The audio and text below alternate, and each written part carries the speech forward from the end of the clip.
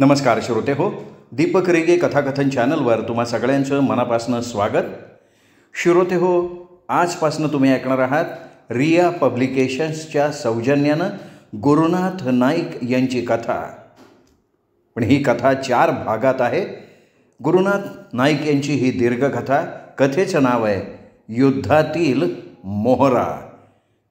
4 भागातली ही कथा आपण आजपासून ऐकायला सुरुवात करणार आहोत. पण तत्पूर्वी तुम्ही जर आत्ता चॅनलवर पहिल्यांदा आला असाल किंवा अजूनपर्यंत तुम्ही चॅनल सबस्क्राईब केलेलं नसेल तर कृपया चॅनल सबस्क्राईब करा ही विनंती करतो आणि तुम्हाला ऐकवतो गुरुनाथ नाईक लिखित युद्धातील मोहरा भाग पहिला. युद्ध पेटलं होतं. मिरपूर आणि भिंबार या 2 आघाड्या दुश्मनाला पुढे रेटण्यात यशस्वी झालेल्या होत्या. दोन्ही आघाड्यांची मुसंडी झेलम शहराच्या रोखानं एकवटली होती. कॅप्टन दीप, जमादार कदम हे दोघेही एका मिलिटरी व्हॅनमध्ये मागच्या भागात बसले होते. ड्रायव्हिंगसाठी टीएचा एक ड्रायव्हर बसला होता. काही अंतरावर एक जीप होती आणि आत लेफ्टनंट शेख स्टेअरिंग पकडून जय्यत तयारीत बसला होता. नवीनच आयात करण्यात आलेलं एक 6 काट्यांचं घड्याळासारखं यंत्र शेखच्या समोर जीपला बसवण्यात आलं होतं. तसंच दुसरं यंत्र दीपच्या समोर व्हॅनमध्ये होतं. जीप आणि व्हॅन या दोघांमध्ये मोटोरोला जातीचे बिनतारी फोन बसवलेले होते. कदमच्या शेजारी एक कोड भाषा तज्ज्ञ बसलेला होता. कदम जो मेसेज देई त्याचा अर्थ लावून कॅप्टन दीपकडे द्यायचं काम त्याचं.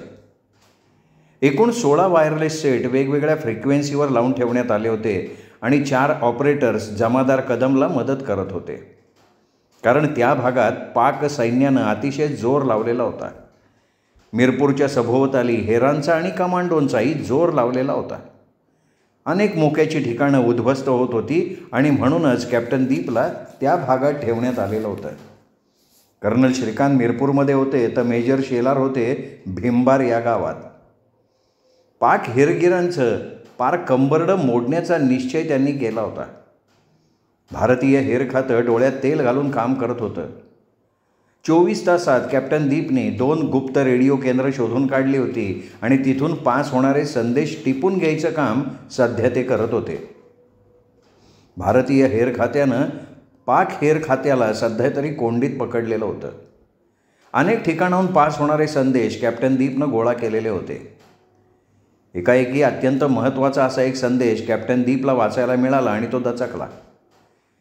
भिंबारचे शस्त्रागार बनवलेले 4 मोठे ट्रक उडवण्याचा विचार त्याला समजला होता आणि त्यासाठी केवळ 4 कमांडोज पाठवण्यात येणार होते. दीप हादरला. वास्तविक हादरण्यासारखं त्यात काही नव्हतं. योग्य तो बंदोबस्त त्यांना करता येणार होता, पण शस्त्रागार कोणत्या पद्धतीनं उडवण्याचा प्रयत्न होईल हे त्याला समजलेलं नव्हतं. कारण अंधारात कमांडोज कोणत्या वेशात येतील हे सांगणं कठीण होतं. भारतीय सैनिकांच्या वेशात ते येऊ शकत होते आणि तसं झालं आणि रात्रीची धामधूम थांबली नाही तर त्यांना ओळखता येणं कठीण होतं. संदेशाचा कागद हातात घेऊन कॅप्टन दीप विचार करत होता. त्याचं विचारचक्र वेगात सुरू होतं. कोणालाही नकळत योजना आखणं जरुरीचं होतं. जमादार कदमला सूचना देऊन दीपने बाहेर उडी मारली. कर्नल श्रीकांतनं आपण पकडलेला संदेश सांगावा असा विचार जीपकडे धावताना त्याच्या मनात आला, पण त्यांनी तो लगेच बदलला. आपण हा संदेश सांगताना जर का पाक हेर खात्याचं टॅपिंग होत असेल तर ते बाहेर फुटायची शक्यता होती. पाक हेर खात्यानं पद्धतशीरपणे आपलं जाळं या भागात कसं विणलं आहे याची पुरेशी कल्पना अद्याप त्यांना आलेली नव्हती. कोणतंही पाऊल उचलताना 10 वेळा तरी विचार करणं कॅप्टन दीपला भाग होतं. दीप जीपमध्ये शिरताच लेफ्टनंट शेखनं जीप सुरू केली. 50-60 मीटर जीप पुढे गेली आणि कॅप्टन दीपनं भिंबार कॅम्पचं नाव सांगितलं. एक तर पुरेपूर धामधूम होती. वेळ अशी होती की 1 मिनिटसुद्धा गमावणं धोक्याचं होतं आणि त्यातून जीपचं चक्र लेफ्टनंट शेखच्या हातात होतं. तुफान वेगानं जीप धावत होती. कॅप्टन दीपच्या ऐवजी दुसरा एखादा अधिकारी असता तर तो शेखच्या नावानं निश्चित ओरडला असता. पण दीपला या वेगाची सवय झाली होती. लेफ्टनंट शेख आणि जमादार कदम या दोघांनी गाडीला कितीही वेग दिला तरी भीतीचा स्पर्श देखील त्याच्या मनात होत नव्हता. 1.5 तासात जीप भिंबारच्या युद्धभूमीत घुसली. विमानांचं झेपावणं सुरूच होतं.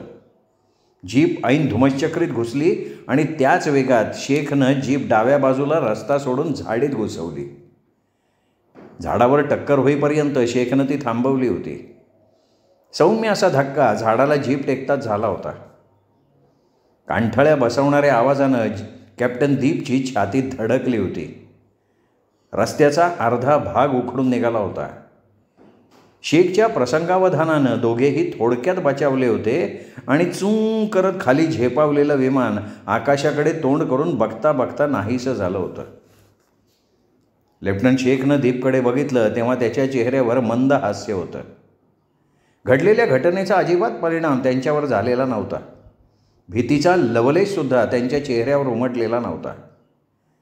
काही न बोलता पुन्हा तशीच जीप शेखनं मागच्या मागे रस्त्यावर आणली.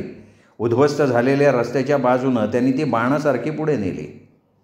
1-2 अधिकारी आणि काही हत्यारबंद शिपाई जीपकडे बघत होते आणि लेफ्टनंट शेख उजवा हात बाहेर काढून त्यांना ओकेचा इशारा देत होता. जीप थोड्या अंतरावर गेली आणि जे विमान त्यांच्यावर हल्ला करून गेलं होतं ते कोसळल्याची जाणीव त्यांना झाली. 4 भारतीय नॅट विमानं भर वेगात परत येताना दीपनं पाहिली. चौकशी करत करत जीप कशीबशी एका भल्या मोठ्या झाडाखाली तयार केलेल्या टेंटजवळ येऊन उभी राहिली. दोघेही खाली उतरले आणि बघता बघता 4-5 शिपायांनी झाडाच्या तोडलेल्या फांद्या जीपवर टाकायला सुरुवात केली आणि जेव्हा दोघं टेंटमध्ये शिरले तेव्हा जीप पूर्णपणे झाकली गेलेली होती. जेव्हा दोघंही आत शिरले तेव्हा कर्नल इस्माईल कॅम्प चेअरमध्ये कसेबसे अवघडून बसले होते आणि आपला देह नीट कॅम्प चेअरमध्ये पुरत नाही म्हणून मेजर शेलारांची तीच अवस्था झालेली होती. कसेबसे अवघडून ते छोट्या खुर्चीत बसले होते. कॅप्टन दीप आणि लेफ्टनंट शेख या दोघांना येताना बघून कर्नल इस्माईल आणि मेजर शेलार आश्चर्यचकित झाले. मेसेज तरी यायला हवा होता, त्यामुळे ते गोंधळले होते. सर, शस्त्रागार ताबडतोब हलवायला हवाय, कॅप्टन दीप घाईघाईत बोलला. हलक्या आवाजात त्यांनी संदेशाची माहिती दिली आणि ती ऐकून कर्नल इस्माईल हादरले. पाकिस्तानी कमांडो किती घातकी आहेत याची कल्पना होती त्यांना. योजनेप्रमाणे ते काम केल्याशिवाय राहणार नाहीत म्हणूनच त्यांच्या मनात भीती उभी राहिली. कॅप्टन दीपकडे ते बघत राहिले. एकदम शस्त्रागार हलवायचं म्हणजे काय करायचं हे त्यांच्या डोक्यात अजिबात शिरलं नाही. कॅप्टन, तुझी योजना काय आहे? कर्नल इस्माईलनं थंड पण कठोर आवाजात विचारलं. हादरलेल्या कर्नल इस्माईलनं कसंबसं स्वतःला सावरलेलं होतं. मेजर शेलारांच्या मनावर मात्र कुठलाही परिणाम झालेला नव्हता. ते पूर्वीसारखे थंड आणि शांत होते. आपण अजिबात घाबरता कामा नये आणि कोणताही अविचार करता कामा नये हे कर्नल साहेबांनी स्वतःच्या मनाला पटवलेलं होतं. सर, आत्ता 5 वाजलेत. 7 वाजेपर्यंत आपण सगळी हलवाहलव करू शकतो. कॅप्टन, शस्त्रागार उडवण्याची योजना ज्यांनी आखली त्याचे काही हेर या भागात नक्की असतील. शस्त्रागाराच्या सभोवताली असलेल्या शिपायात एखादा हेर नाही असं म्हणू शकतोस का तू? असू शकेल ना सर, मग आधी त्याचा विचार करायला हवा. कर्नल इस्माईलनं पायपात तंबाखू भरता भरता मनातले विचार प्रकट केले. ते अतिशय गंभीर बनलेले होते. कर्नल इस्माईल हे गाजलेले अधिकारी होते. जेव्हा ते एखाद्या आघाडीवर मुसंडी मारत तेव्हा वरिष्ठ अधिकाऱ्यांना यशाची पक्की खात्री पटत असे. ऐन धामधुमीत बॉम्बच्या वर्षावात देखील हातात एक काठी घेऊन ते फिरत असत. युद्धात भीती ही त्यांना कधी माहितीच नव्हती. पाईप पेटवताच त्यांनी कॅप्टन दीप आणि लेफ्टनंट शेख या दोघांनाही बसायची खूण केली.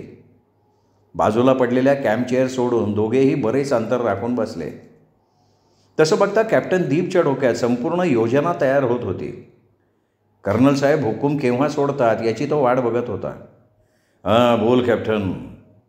तब्बल 3 मिनिटं स्तब्धतेत घालवून कर्नल इस्माईल थंडपणे बोलले. सर 5 मिनिटात संपूर्ण पहारा बदलून टाकायला हवा. मानलं तुला, पुढे बोल. सर, फक्त अधिकारी वर्गानं संपूर्ण शस्त्रसाठा तिथून हलवायचा. अरे पण कसं? सर, एकत्र ठेवलेले 4ही ट्रक त्याच ठिकाणी ठेवायचे, पण ट्रकमध्ये भरलेल्या पेट्या मात्र 15 ते 20 ठिकाणी पांगवून ठेवायच्या. मेजर, तुम्हाला काय वाटतंय? आपण उठलेलं बरं. धामधूम चालू असेपर्यंत जीपमधनं त्या पेट्या हलवायच्या आहेत, मेजर शेलार आपल्या नेहमीच्या थंडपणे बोलले.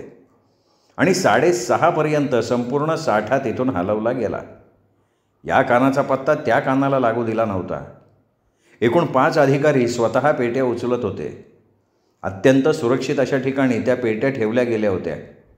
कितीही मुरब्बी कमांडोज आले तरी त्यांना पत्ता लागू नये इतकी खबरदारी त्यांनी घेतलेली होती. 7:30 वाजले. अंधाराला सुरुवात झाली. कर्नल इस्माईलचं डोकं आता अतिशय वेगात फिरत होतं. त्यांच्या विचारांना अतिशय गती होती. अचूक असे निर्णय घेण्यात ते किती पटाईत आहेत याची खात्री कॅप्टन दीपला पटली होती आणि मेजरसुद्धा थक्क झालेले होते. कॅप्टन, सगळी सूत्रं मी तुझ्या हाती देणार होतो, पण तसं झालं तर मला उगाचच वाटायला लागेल की मी म्हातारा झालो आहे. आता तुमच्यासारख्या जवानांबरोबर मी कसं काम करतो ना तेच बघ. 50 उलटलेले कर्नल इस्माईल मिश्किलपणे म्हणाले. त्यांच्या डाव्या हातात त्यावेळी रमचा ग्लास होता आणि उजव्या हातात मटणानं भरलेलं सँडविच. सर, कमांडोज घातकी आहेत. रमचा घुटका मारता मारता कॅप्टन दीप बोलला आणि कर्नल इस्माईल हसले. त्या हसण्याचा अर्थ अगदी सोपा होता. आम्ही त्याहूनही घातकी आहोत हेच ते हसून सांगत होते. कॅप्टन, युद्धात घातकी कोण नसतो. घातकी कोणीही बनू शकतो. अशा धामधुमीत ज्याचा वार पहिला तो सगळ्यात घातकी, ज्याची योजना पक्की तो घातकी. कर्नल इस्माईल गंभीरपणे बोलले आणि त्यांनी योजना सांगायला सुरुवात केली. अतिशय सावकाश आणि गंभीरपणे ते बोलत होते. एकेका शब्दावर जोर देत बोलत होते. तोपर्यंत रमचे 3 राऊंड झालेले होते. अत्यंत भयानक अशी योजना कर्नल साहेबांनी दीपच्या समोर ठेवली होती. ती योजना सामान्य नव्हती. कॅप्टन दीपच्या देखील ती सहजासहजी डोक्यात आली नसती. शेख तर गांगरला होता आणि मेजर शेलार स्थितप्रज्ञासारखे स्तब्धपणे बसून होते. 10 वाजता चौघही उठले. चौघांच्या व्यतिरिक्त कुठलाही अधिकारी त्या ठिकाणी नव्हता. 2 ऑर्डरली टेंटच्या सभोवताली फिरत होते. जवळपास कोणी येऊन आतलं बोलणं ऐकू नये याची पूर्ण खबरदारी घेतली जात होती. मेजर शेलारांनी 4 वेळा टेंटची तपासणी केली होती. टेंटच्या जवळपास एखादी तार आलेली नाही ना हे सुद्धा त्यांनी बारकाईनं बघितलं होतं. टेंटच्या सभोवतालची जमीन जवळजवळ 1.5 फूट त्यांनी खोदून घेतली होती, कारण जमिनीखालून सुद्धा एखादी तार टेंटमध्ये शिरू शकत होती. चौघेही तयार झाले तेव्हा कॅप्टन दीप विचारात पडला होता. कर्नल साहेबांनी आपल्याबरोबर येऊ नये असंच त्याला वाटत होतं. युद्ध थांबलं होतं. अधूनमधून गोळीबाराचे आवाज येत होते. तेवढेच काय ते युद्धाची निशाणी स्पष्ट करत होते. पण कर्नल इस्माईल नव्या उमेदीनं अंधार कापत सगळ्यांच्या पुढे चालत होते. सगळी सूत्र त्यांनी आपल्या हातात ठेवली होती. आपण किती टफ आहोत हेच त्यांना दाखवून द्यायचं होतं. ते एकूण चौघे होते. त्यांच्याजवळ कुठलंही हत्यार नव्हतं. निळ्या रंगाचे कपडे त्यांनी अंगावर चढवले होते. काही तारांची भेंडोळी आणि त्या तारांना जोडण्यासाठी शक्तिमान असे बॉम्ब प्रत्येकाच्या पाठीवर थैलीमध्ये होते. हत्यार म्हणजे प्रत्येकाकडे होता तो विधभर लांब पात्याचा जांबियासारखा सोरा. कॅप्टन खान हा त्या तुकडीचा नेता. आत्तापर्यंत त्यांनी अनेक कामं यशस्वी केली होती. पाक हेर खात्यातला तो एक गाजलेला मारेकरी हेर. त्याचे सहकारीसुद्धा या कॅप्टन खानला वचकून होते. हे कॅप्टन खानचं एक वैशिष्ट्य होतं. त्याला चीड म्हणून कधी येत नव्हती. आयुष्यात तो कधीही आणि कुणावरही चिडलेला नव्हता. चीड अशी त्याला कधी आलीच नव्हती. एखादी कामगिरी अंगावर घेतली की फक्त तीच त्याच्या डोक्यात राहायची आणि तीच यशस्वी करण्यासाठी तो सारखा झटायचा. आणि म्हणूनच तर अधिकाऱ्यांचा त्याच्यावर पूर्ण विश्वास होता. त्याच्यावर सोपवलेली कामगिरी फेल जाणार नाही याची त्यांना पक्की खात्री होती. आत्ताही तो कामगिरीवर निघाला तेव्हा मेजर अमीरच्या मनात पूर्ण विश्वास निर्माण झाला होता. मेजर अमीर हा कमांडोचा कमांडिंग ऑफिसर. अत्यंत घातकी आणि चिवट असे 16 कमांडो त्याच्या कमांडमध्ये होते. पण आत्तापर्यंत 7 कमांडोज त्यांनी निरनिराळ्या ठिकाणी केवळ 4 दिवसात गमावले होते. वरून हुकूम होताच आपण स्वतः या कामगिरीवर जावं असा विचार त्यांनी केला होता, पण कॅप्टन खानचा हट्ट त्याला मोडता आला नव्हता. मेजर आमिरनं या कामगिरीवर का जाऊ नये हे त्यांनी पटवून दिलं होतं. या कामगिरीवर गेलेले कमांडोज परत येतील यावर अजिबात विश्वास ठेवू नका हे त्यांनी स्पष्ट सूचित केलेलं होतं. या कामगिरीत कोणता धोका आहे याचं चित्र उभं केलं होतं आणि मेजर आमिरचा हुकूम घेऊन तो निघाला होता. भिंबारपासून ते जवळजवळ 2.5 मैलावर होते. संपूर्ण सपाट अशी जमीन त्यांना धोक्याची वाटत होती. कुठल्याही क्षणी काही आडवं येईल हाच विचार पावलोपावली त्यांच्या मनात घोटाळत होता. पण आपण ही कामगिरी पार पाडू याची पुरेपूर खात्री कॅप्टन खानच्या मनात पक्की होती. काहीही झालं तरी ते ट्रक उडवायचे हा विचार त्यांनी मनाशी पक्का करून ठेवला होता. 12:15 वाजता त्यांनी कॅम्प गाठला आणि आपण समजत होतो त्याहून शस्त्रागार गाठणं सोपं आहे याची खात्री कॅप्टन खानला झाली होती. नवी उमेद त्याच्या मनात आली होती. कार्यक्षेत्र जवळ येताच मनात उमटलेल्या शंका कुशंका हां म्हणता दूर पळून गेल्या होत्या. आणि आता चौघांच्याही हालचालीत सावधगिरी वाढली होती. अंधार कापत आजूबाजूच्या कोणा बघत मनाची पक्की खात्री करून घेत शस्त्रागाराच्या रोखानं ते चालले होते. साधारण 2 आपण 4ही ट्रक उडवून टाकू याची पूर्ण खात्री कॅप्टन खानला झालेली होती. साधारण 100-1 मीटर्सवर ते थांबले. ते अगदी जवळ पोचले होते, पण मनातली भीती मात्र वाढली होती. भीती झटकण्याचा खान प्रयत्न करत होता, पण काही चुकत तर नाही आहे ना हा विचार त्याच्या मनात डोकावत होता. पण नेमकं काय चुकतंय हे त्याला समजत नव्हतं. आपल्या हालचाली आपण ट्रकजवळ पोहोचेपर्यंत लक्षात येऊ नयेत असा तो विचार करत होता. आणि त्याआधीच आपली चाहूल दुश्मनाला लागली तर काय होईल हे त्याच्या लक्षात आलं होतं आणि म्हणून त्याचं मन थोडं कच खात होतं. पाहता पाहता त्यांनी मनातली भीती झटकली. हलक्या आवाजात त्यांनी तिघाही सहकार्यांना सूचना केल्या. एकाच मार्गानं जाणं धोक्याचं आहे याची जाणीव होताच त्यांनी ही सावधगिरी स्वीकारलेली होती. वेगवेगळ्या मार्गांनी चौघांनी प्रवेश करायचा हे ठरवून टाकलं आणि एकमेकांचा निरोप घेऊन चौघेही फुटले.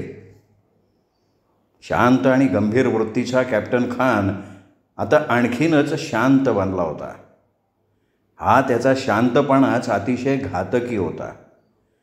समोर कोणताही गंभीर प्रसंग आला तर तो याहून अधिक गंभीर होत होता.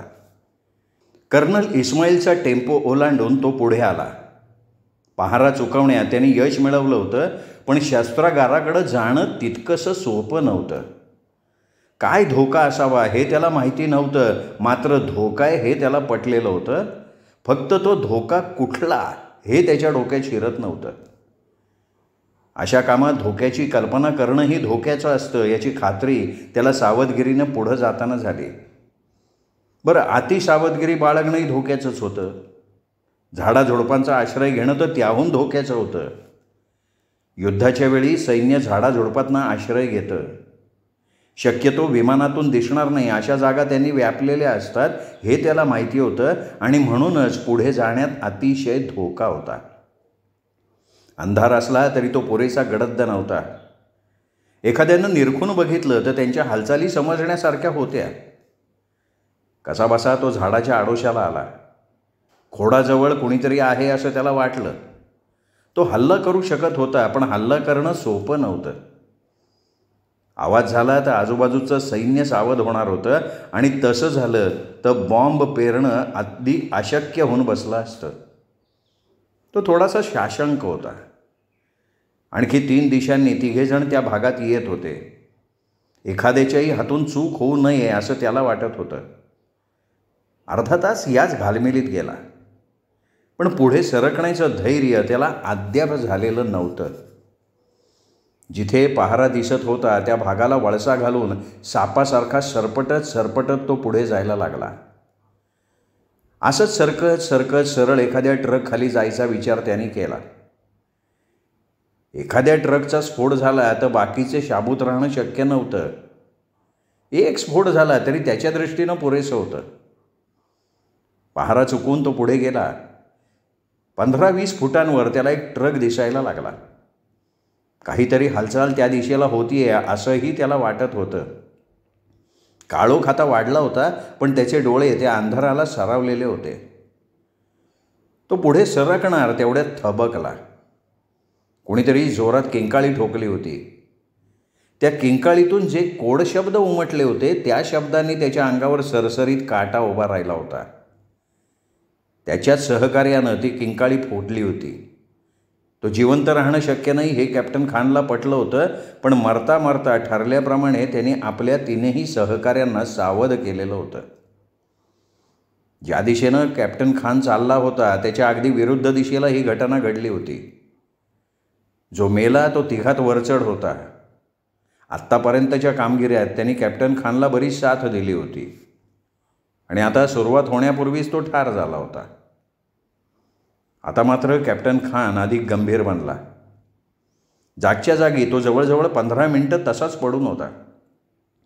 काहीतरी गडबड उडेल अशी त्याची अपेक्षा होती, पण तसं काही घडलंच नाही आणि घडण्याची शक्यता मुळीच वाटत नव्हती. तळात गुपचूप येणारा कोणीतरी ठार झाला होता आणि तरीही गडबड मुळीच झाली नव्हती. काहीही झालं तरी धावपळ शोधाशोध ही व्हायलाच हवी होती. कॅप्टन खान गोंधळला. हा काहीतरी वेगळाच डाव नाही ना? आपल्या योजनेचा यांना पत्ता तर लागला नाही ना? युद्धाच्या या धामधुमीत काहीही घडण्याची शक्यता होती.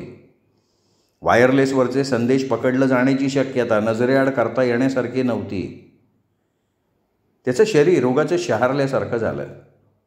कदाचित आपल्या आणि आपल्या इतर 2 सहकार्यांच्या हालचालीसुद्धा टिपण्यात आलेल्या असाव्यात हा विचार खानच्या मनात चमकून गेला, पण लगेच ते त्यांनी मनातनं काढून टाकला. भारतीय अधिकारी चढेल आहेत, भलतेच घमेंड आहे त्यांना. अशी माणसं इतक्या बारकाईनं विचार करत नाहीत. असा विचार करून खान सरपटत सरपटत पुढे पुढे सरकायला लागला. सरपटत पुढे सरकण्यात खानचं रेकॉर्ड होतं. मैलोनमैल तो न थांबता आणि न थांबता असा सरपटत जाऊ शकत होता. अत्यंत कडक चाचणीतून जाऊन तो कमांडोजमध्ये शिरला होता. स्वतःच्या कार्याबद्दल, योजनेबद्दल आणि हालचालींबद्दल त्याला पूर्णपणे विश्वास होता. युद्धासाठी राबवण्यात येणारी भारतीय यंत्रणा पार उद्ध्वस्त करून टाकायचा निश्चय त्यांनी केला होता. त्याच्या सहकार्यांनी सुद्धा तीच प्रतिज्ञा केली होती. 16 जणांची स्क्वाड्रन तेवढ्यासाठी तर पाठवण्यात आली होती भारतीय हद्दीमध्ये. आपल्या या योजनेची भारतीय हेर खात्याला अजिबात कल्पना नाही याची खात्री मेजर आमिरपणे यालाही होती. त्याच उमेदीत तो पुढे पुढे सरकत होता. अचानक पुन्हा तो थबकला. कोणीतरी जोरात ओरडला होता. खानचं शरीर शहारल्यासारखं झालं. धोका आहे, मागच्या मागे जा, मागच्या मागे जा, असा त्या ओरडण्याचा अर्थ होता. पण ओरडणारा त्याचा हा सहकारी जिवंत सापडणं शक्य नव्हतं. जखमी अवस्थेत सापडला तरी त्याला स्वतःचं काय करायचं याची पूर्ण कल्पना होती. सूर्याचा प्रयोग तो स्वतःवरच करणार होता. कधीही न कचरणाऱ्या कॅप्टन खानच्या काळजाचं पाणी पाणी झालं. पुढे जावं का जाऊ नये याच संभ्रमात तो थांबला. एक ट्रक त्याच्यापासनं केवळ 10-15 फुटावर होता. तिथपर्यंत जाणं अगदी सोपं होतं. गुडघ्याच्या वर असलेल्या गवतात तो पडला होता. आपल्याकडे कोणाचंही लक्ष नाही ही त्याची समजूत होती. अचानक त्याचं मन कठोर बनलं. कुठल्याही परिस्थितीत मागे परतायचं नाही हा निर्णय त्याने घेतला होता. नाहीतरी आपण परत येऊ अशी अपेक्षा बाळगू नका असं त्यांनी मेजर आमिरला आधी सांगितलेलंच होतं. दात ओठ खात पण सावधगिरीनं तो ट्रकच्या रोखानं पुढे पुढे जायला लागला आणि 4-5 फूट जाणार तोच तिसरा सहकारी निकामी झाल्याची खात्री त्याला झाली. त्या सहकार्याने तर पुढे जाऊ नका अशी पक्की सूचना केलेली होती. पुन्हा तो जागच्या जागी थबकला.